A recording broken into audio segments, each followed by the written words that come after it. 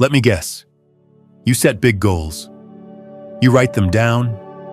You even make a fancy vision board with Pinterest-level aesthetics. And then, nothing happens. Not because you're lazy, not because you're undisciplined, but because you've been taught to set goals all wrong. And in the next few minutes, I'm going to prove it to you and give you something that actually works. We've all heard the cliches: dream big, write down your goals, visualize success. Okay, sure. But where exactly has that gotten us? If goal setting actually worked the way self-help books told us, why do so many of us end up burnt out, stuck, or binge-watching Netflix 3 weeks into the new me plan? The truth is, most of us don't have a motivation problem. We have a goal-setting problem, because we've been following a blueprint designed to fail. And today, we're burning that blueprint. Let's bust the myths and rebuild from scratch. Because if you've ever felt like goal setting just doesn't click for you, you're not broken. The method is: Part 1, the goal setting myth that keeps you stuck, 1:30-3. Here's the big lie. Set SMART goals. Specific, measurable, achievable, relevant, time-bound. Sounds reasonable, right? But here's the problem. SMART goals make you a manager of your future self, not a partner. They turn your dreams into homework assignments. Lose 10 pounds in 30 days. Launch business by Q2. Wake up at 5 a.m. every day. Okay. But what happens when you're tired?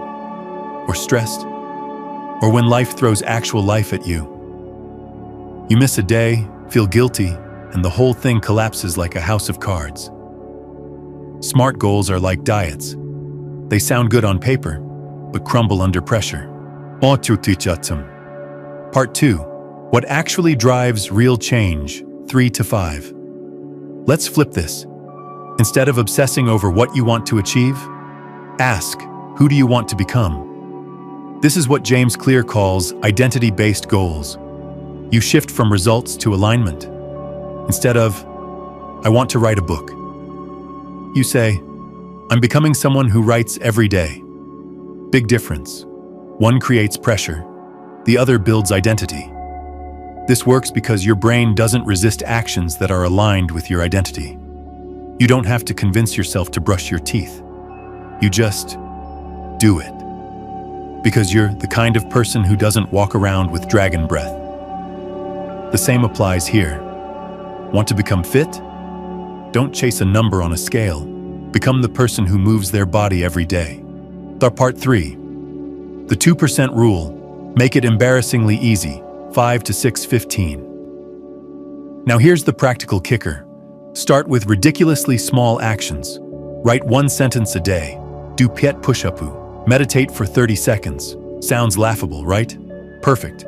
Because it's easier to grow a habit than to start one. Think of it like this. You don't plant a tree. You plant a seed and protect it from wind, drought, and your inner critic yelling, "This is pointless." That's how change actually happens.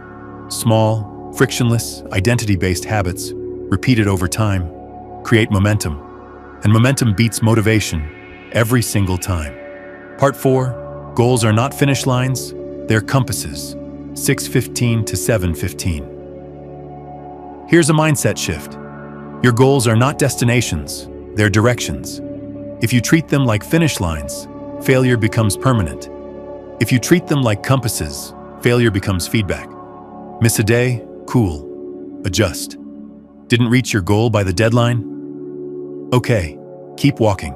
This removes the guilt, the shame, the I'll start again Monday spiral. You're not failing. You're calibrating. Part 5, real-life examples to prove it works. 7:15-8:15. Let me introduce you to Arjun. He wanted to run a marathon, but he hated running. So instead of writing "run 42K in 6 months" on his wall, he became someone who puts on running shoes every morning. That was his only commitment. Day 1, he put the shoes on, sat on the couch, and watched Netflix. Day 2, walked around the block. Day 10, ran 1 mile. Day 70, He ran 13K and didn't even post it on Instagram. Why? Because it wasn't about proving anything. It was about becoming someone new.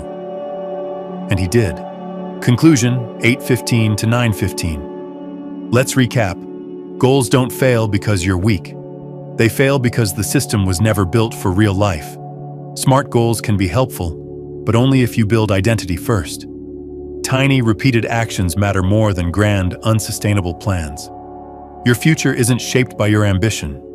It's shaped by your consistency in the small things. Call to action, 9:15 to 9:45.